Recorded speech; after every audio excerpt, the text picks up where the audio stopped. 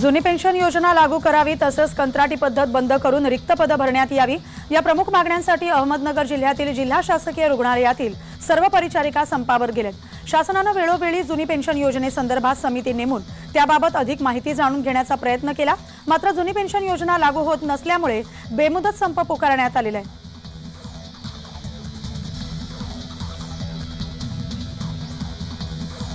गोंदिया जिल्ह्यातील शासकीय आरोग्य कर्मचारी संपावर गेलेत। जिल्ह्यातील 400 परिचारिका आणि परिचारक संपावर गेलेत, त्यामुळे आरोग्य व्यवस्था कोलमडण्याची शक्यता वर्तवली जाते। जुन्या पेन्शनसाठी हा संप पुकारण्यात आलेला आहे।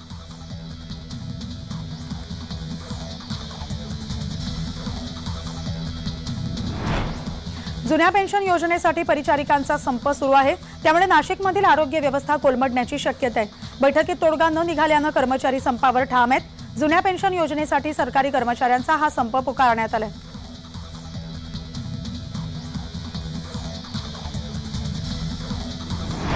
अमरावती जिल्ह्यात जुन्या पेन्शनसाठी बेमुदत काम बंद आंदोलन पुकारण्यात आलंय। अमरावतीमधील 43,000 कर्मचारी आंदोलनात सहभागी झालेत, त्यामुळे शासकीय कार्यालय ओस पडलेत। या संपात 100% आरोग्य कर्मचारी, जिल्हा परिषद, महसूल अधिकारी आणि शिक्षक सहभागी झालेत।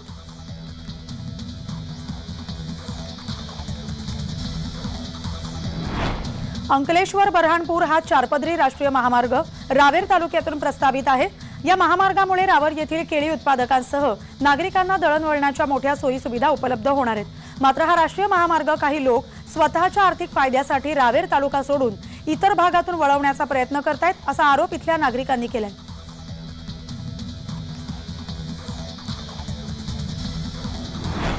पुणे महानगरपालिका आयोजित बालक पालक हा गोष्ट सांगण्याचा सामूहिक कार्यक्रम नुकताच पार पडलाय।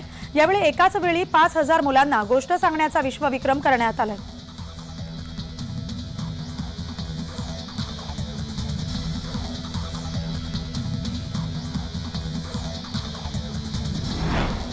सहा महिने पगार न दिल्यामुळे गोरेगाव येथील महानंदा दूध डेअरीमधल्या कर्मचाऱ्यांच्या नातेवाईक गेले 3 दिवसांपासून डेअरी समोर उपोषणाला बसलेत। जोपर्यंत थकीत पगार मिळत नाही तोपर्यंत उपोषण सोडणार नाही, असा पवित्रा त्यांनी घेतलाय।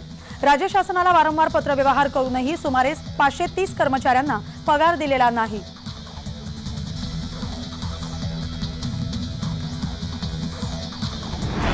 मनोज जरांगेंना समर्थन देण्यासाठी आणि आरक्षणाच्या मागणीसाठी बार्शी येथले रवींद्र लोकरे हे राष्ट्रपतींची भेट घेणार आहेत आणि त्यांच्याकडे आरक्षणाची मागणी करणार आहेत। त्यासाठी त्यांनी बार्शी ते दिल्ली असा सायकल प्रवास सुरू केलाय। भूम शहरात मराठा समाजाच्या वतीने त्यांचं स्वागत करण्यात आलं।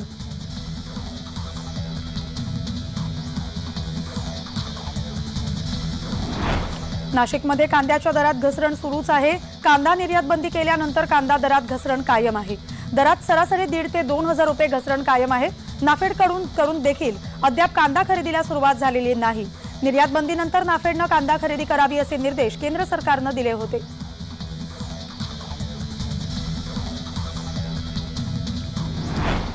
जिल्ह्यातील दुष्काळी परिस्थितीची पाहणी करण्यासाठी आलेल्या केंद्रीय पथकाने माळशिरस आणि सांगोला तालुक्यातील विविध गावांची पाहणी केली। प्रत्यक्ष शेत शिवारावर जाऊन केंद्रीय पथकाने शेतकऱ्यांच्या समस्या जाणून घेतल्यात। यावेळी मका, ज्वारी, ऊस, डाळिंब अशा पिकांची पाहणी केली।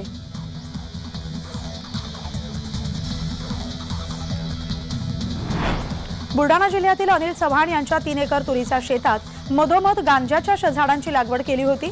लोणार तालुक्यातील हत्ता शिवारातील शेतात छापा टाकल्याने गांजाची शेकडो झाडं आढळून आलीत। तब्बल 1,40,00,000 रुपयांचा गांजा यावेळी स्थानिक गुन्हे शाखेच्या पथकाने जप्त केलाय।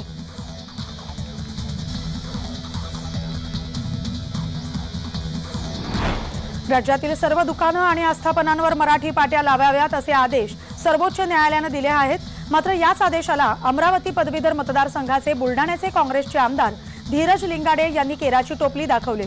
त्यांच्या विदेशी दारू विक्रीच्या दुकानांवर अजूनही इंग्रजी पाटी पाहायला मिळते, त्यामुळे संविधानिक पदावर असलेल्या आणि तेही उच्च शिक्षित मतदारांचं नेतृत्व करणाऱ्यांकडूनच न्यायालयाच्या आदेशाची अवहेलना होत असेल तर इतर जनतेने त्यांच्याकडून काय आदर्श घ्यावा असा सवाल उपस्थित केला जातोय।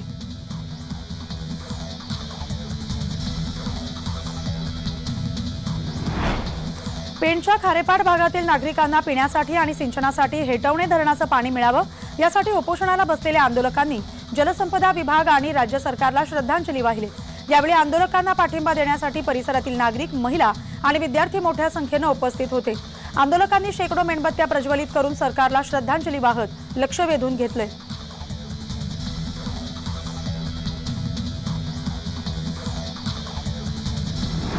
म्हाडा मुंबई मंडळाच्या सोडतीतील यशस्वी अर्जदारांना पहिल्या टप्प्यातील उर्वरित रकमेचा भरणा करण्यासाठी 15 दिवसांची अतिरिक्त मुदतवाढ देण्याचा निर्णय म्हाडानं घेतलेला आहे। मुंबई मंडळातर्फे 4082 सदनिकांच्या विक्रीकरता 14 ऑगस्ट 2023 रोजी सोडत काढण्यात आली। या संगणकीय सोडतीतील कर्ज प्रक्रियेत विलंब झालेल्या 235 यशस्वी अर्जदारांना या निर्णयामुळे दिलासा मिळणार आहे।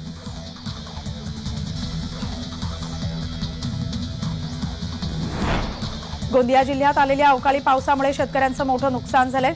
अशातच शासनानं शेतकऱ्यांना त्वरित मदत जाहीर करावी अशी मागणी उद्धव गटाचे जिल्हा प्रमुख पंकज यादव यांनी केली। अन्यथा रस्त्यावर उतरून आंदोलन करण्याचा इशारा यावेळी देण्यात आलाय।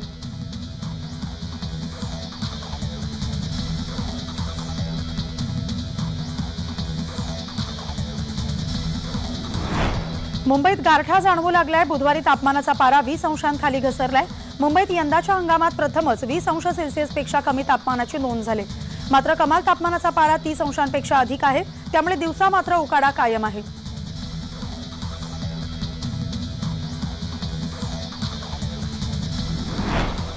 महापालिकेतील घनकचरा विभागाच्या उपायुक्तांची तडकाफडकी बदली करण्यात आली। घनकचरा विभागाच्या उपायुक्त चंदा जाधव यांना पदावरून हटवण्यात आले। त्यांच्याकडे शिक्षण विभाग सोपवण्यात आले। उपायुक्त संजोग कबरे यांच्याकडे घनकचरा विभागाची सूत्र देण्यात आली।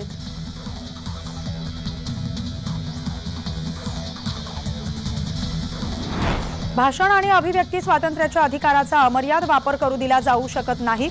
तो करू दिल्यास घातक परिणामांना सामोरं जावं लागेल अशी टिप्पणी उच्च न्यायालयानं नुकतीच केलेली आहे।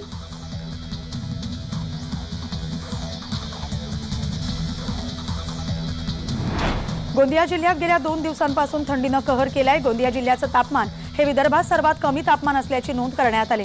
याचा परिणाम आता नागरिकांच्या आरोग्यावर होताना दिसतोय।